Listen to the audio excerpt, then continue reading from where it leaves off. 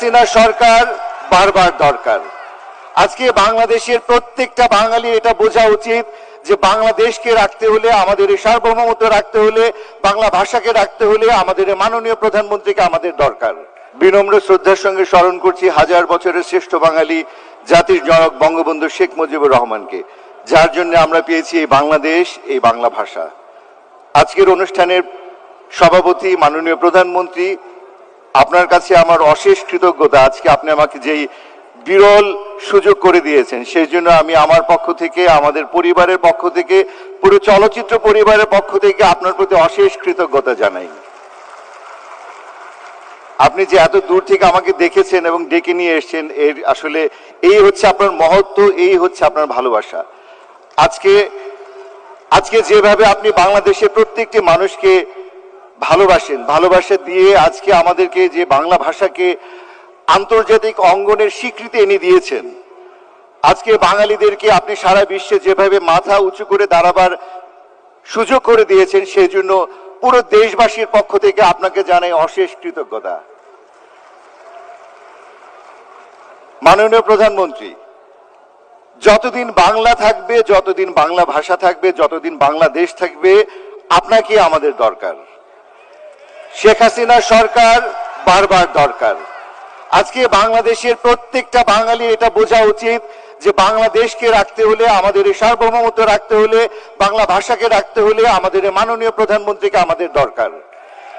সামনে নির্বাচন, আমি চাইব প্রত্যেকটা মানুষ যারা বাংলাদেশকে ভালোবাসেন, যারা বাংলাকে ভালোবাসেন, তারা নিজ দায়িত্বে, নিজ ইচ্ছায়, নিজ দায়িত্ব নিয়ে আমাদের নৌকাকে জয়যুক্ত করে আবারও আমাদের আওয়ামী লীগকে ক্ষমতায় নিয়ে আসবেন, মাননীয় প্রধানমন্ত্রীকে ক্ষমতায় নিয়ে আসবেন।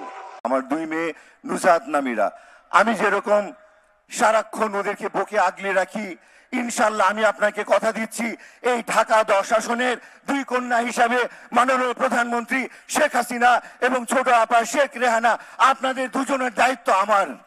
আমি আপনাদেরকে এই এলাকায় দেখে শুনে রাখবো ইনশাআল্লাহ।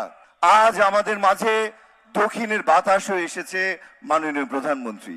মাননীয় প্রধানমন্ত্রী, আপনি এসেছেন আমার এই এলাকায়। এই যে বলছি এই কথাটা, এতে করে আমার মনে হচ্ছে জীবনের শ্রেষ্ঠ অহংকার, শ্রেষ্ঠ গর্বের জায়গায় আমি পৌঁছে গেছি। কারণ আপনি আমাকে এমন একটি আসন দিয়েছেন, বাংলাদেশের সবচাইতে ঐতিহাসিক আসন, বাংলাদেশের সবচাইতে গুরুত্বপূর্ণ আসন।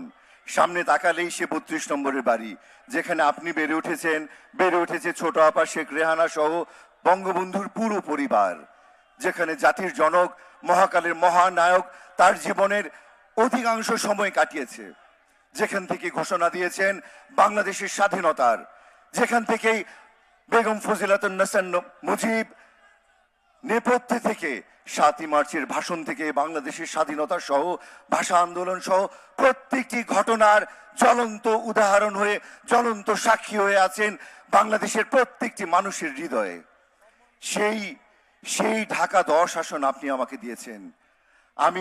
আমি আমার জীবনের শেষ রক্তবিন্দু দিয়ে হলেও এই ঢাকা 10 আসনের মান সম্মান ধরে রাখবো ইনশাল্লাহ।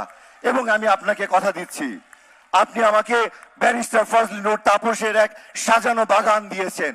তিনি এই এলাকার আওয়ামী লীগের প্রত্যেকটি অঙ্গ সংগঠনের নেতা কর্মী সহ মহানগর আওয়ামী লীগের কেন্দ্রীয় নেতাদেরকে নিয়ে যেভাবে সুসংগঠিত একটি সাজানো বাগান তৈরি করে রেখেছে, আমার এখানে খুব বেশি কিছু করার নেই। এই সাজানো বাগানের আমি একজন মালি হয়ে এটার পরিচর্যা করলেই ইনশাল্লাহ আমি বিশ্বাসী আগামী 7 তারিখে বাংলাদেশের 300 আসনের মধ্যে সবচেয়ে বেশি ভোট নিয়ে আমি আপনাকে এই এলাকার নৌকা আপনার হাতে তুলে দেব। আমি মনে প্রাণে বিশ্বাস করি ঢাকা 10 আসন বঙ্গবন্ধুর আসন। ঢাকা 10 আসন যদি আপনাদের ভোটে আমি নির্বাচিত হই, তবে আমার এই আসনটিকে আমি বঙ্গবন্ধুর প্রতি উৎসর্গ করতে চাই। কারণ আমি বিশ্বাস করি এই ঢাকা 10, এই 32 নম্বর আমার জাতির জনক বঙ্গবন্ধু শেখ মুজিবুর রহমানের। আমি এতদিন ধরে বিশ্বাস করে এসেছি মাননীয় প্রধানমন্ত্রী, আপনি মানবতার মা, আপনি আমার মা। কিন্তু সন্তান যখন বড় হয়ে যায়, তখন সন্তানের সেই মায়ের দায়িত্ব সন্তানকে নিয়ে নেয়। আমি সবসময় চেষ্টা করেছি একজন ভালো সন্তান হয়ে ওঠার। আমার বাবা মা দিনরাত অক্লান্ত পরিশ্রম করেছে একজন ভালো সন্তান হিসেবে তৈরি করার জন্য। আমি এই মুহূর্তে একজন ভালো বাবা হওয়ার চেষ্টা করছি। আমার 2 মেয়ে নুজাত নামিরা, আমি যেরকম সারাক্ষণ ওদেরকে বুকে আগলে রাখি, ইনশাল্লাহ আমি আপনাকে কথা দিচ্ছি এই ঢাকা 10 আসনের 2 কন্যা হিসাবে মাননীয় প্রধানমন্ত্রী শেখ হাসিনা এবং ছোট আপা শেখ রেহানা, আপনাদের দুজনের দায়িত্ব আমার। আমি আপনাদেরকে এই এলাকায় দেখে শুনে রাখবো ইনশাআল্লাহ। আমি ব্যারিস্টার ফজলুল তাপসের পথ দেখানো পথে হাঁটছি। আজকে সকালে আমরা গিয়েছিলাম হাজারীবাগের বেশ কিছু স্কুলে নতুন বই প্রদান উৎসবে। সেখানে এক একটা বাচ্চা, এক একটা শিশু নতুন বই পেয়ে কি যে আনন্দিত, এক একটা মায়ের কি আনন্দ, সেটা আপনাকে বলে বোঝানো যাবে না। আমি ঢাকা 10-এর আমার 4 থানার প্রত্যেকটি অলি গলি, রাজপথ, মসজিদ, মন্দির, মাদ্রাসা, স্কুল সহ প্রত্যেকটি জায়গায় গিয়েছি এবং প্রত্যেকটি মানুষের কাছে যখন বলেছি ভোট দিবেন কাকে, তারা একই কথা, শেখ হাসিনাকে। তাদের বিশ্বাস শেখ হাসিনাতে, তাদের আস্থা শেখ হাসিনাতে, নৌকাতে। আমরা এই নৌকাকে নিয়ে সামনে এগিয়ে যাব। আমরা এই নৌকার বিজয় নিয়ে আসব। আপনাদের সবার সহযোগিতায় আমার এই ঢাকা 10কে আমি করে তুলবো 10-এ 10। ঢাকা 10 হবে 10-এ 10।